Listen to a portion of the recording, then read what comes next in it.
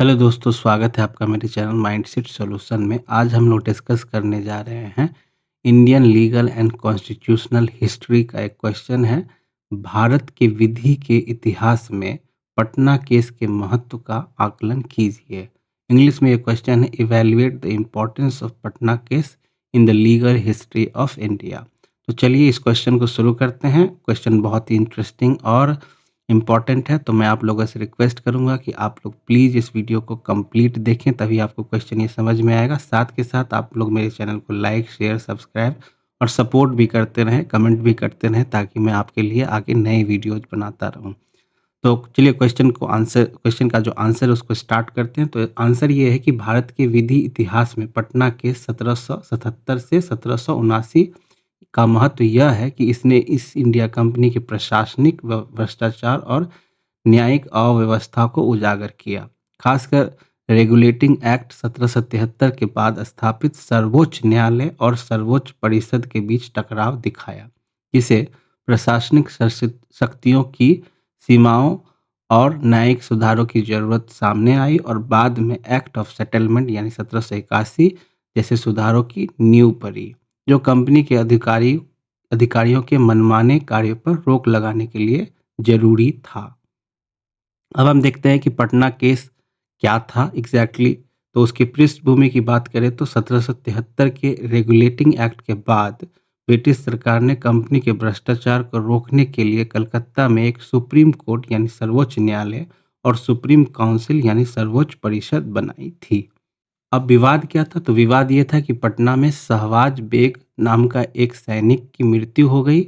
उसकी विधवा यानी नादिरा बेगम और उसके दत्तक पुत्र यानी बहादुर बेग के बीच, दत्तक कहने का मतलब मुंह बोला पुत्र यानी बहादुर बेग के बीच संपत्ति के बंटवारे को लेकर झगड़ा हुआ। अब स्थानीय अदालत का फैसला। स्थानीय अदालत स्थानीय अधिकारियों ने मामले को ठीक से जांच नहीं की और विधवा के खिलाफ फैसला सुना दिया। हेलो दोस्तों, स्वागत है आपका मेरे चैनल माइंडसेट सॉल्यूशन में। आज हम लोग एक बहुत ही इम्पोर्टेंट और इंटरेस्टिंग क्वेश्चन को डिस्कस करने जा रहे हैं, जो कि Indian legal and constitutional history से है। क्वेश्चन है, भारत की विधि के इतिहास में पटना केस के महत्व का आकलन कीजिए। इंग्लिश में क्वेश्चन है, evaluate the importance of Patna case in the legal history of India. तो इसको स्टार्ट करने से पहले मैं आप लोगों से रिक्वेस्ट करूंगा कि आप लोग वीडियो को पूरा देखिए। पूरा देखने के बाद ही आपको वीडियो समझ में आएगा। साथ के साथ आप मेरे वीडियो चैनल को लाइक, शेयर, सब्सक्राइब और सपोर्ट करें। चैनल में जो बेल बटन है उसको भी दबाएं और कमेंट भी करें, ताकि आपके लिए मैं नए नए वीडियोस बनाता रहूं टाइम टू टाइम। तो चलिए आंसर को स्टार्ट करते हैं। आंसर है, भारत के विधि इतिहास में पटना के 1777 से 1779 का महत्व यह है कि इसने ईस्ट इंडिया कंपनी के प्रशासनिक भ्रष्टाचार, न्यायिक अव्यवस्था को उजागर किया।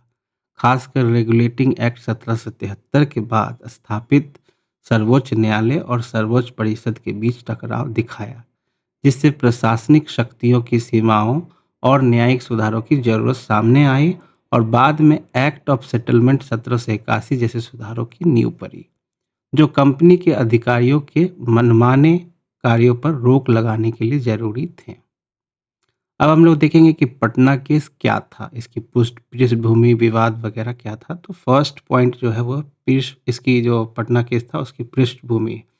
तो 1773 के एक्ट के बाद 1773 के रेगुलेटिंग एक्ट के बाद ब्रिटिश सरकार ने कंपनी के भ्रष्टाचार को रोकने के लिए कलकत्ता में एक सुप्रीम कोर्ट यानी सर्वोच्च न्यायालय और एक सुप्रीम काउंसिल सर्वोच्च परिषद बनाई थी। अब इसका विवाद क्या था? तो विवाद ये था कि पटना में शहबाज बेग खान नाम के एक सैनिक की मृत्यु हो गई। उसकी विधवा यानी नादिरा बेगम और उसके दत्तक सन यानी मुंह बोला बेटा बहादुर बेग के बीच एक संपत्ति को के बंटवारे को लेकर झगड़ा हुआ। स्थानीय अदालत का फैसला, मतलब स्थानीय अधिकारियों ने मामले को ठीक से जांच नहीं की और विधवा के खिलाफ फैसला सुना दिया और सारा संपत्ति उसके बेटे को दे दिया। सुप्रीम कोर्ट का हस्तक्षेप। विधवा नादिरा बेगम ने कलकत्ता के सुप्रीम कोर्ट में अपील की। कोर्ट ने पाया कि स्थानीय अधिकारी, काजी और मुफ्ती ने गलत तरीके से काम किया और विधवा के साथ अन्याय हुआ। अब हम लोग जानेंगे कि इसका महत्व क्यों है।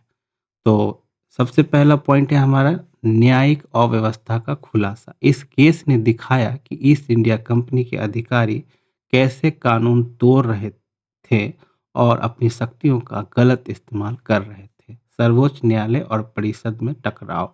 इसने दिखाया कि नए बने सुप्रीम कोर्ट और नए बने सुप्रीम काउंसिल के बीच शक्तियों को लेकर इतना झगड़ा था क्योंकि दोनों एक दूसरे के काम में दखल दे रहे थे। अब इसमें सुधारों की आवश्यकता। तो पटना केस ने यह साफ कर दिया कि न्यायिक और प्रशासनिक व्यवस्था में बड़े सुधारों की जरूरत है ताकि अधिकारियों की मनमानी रुके और न्याय मिले।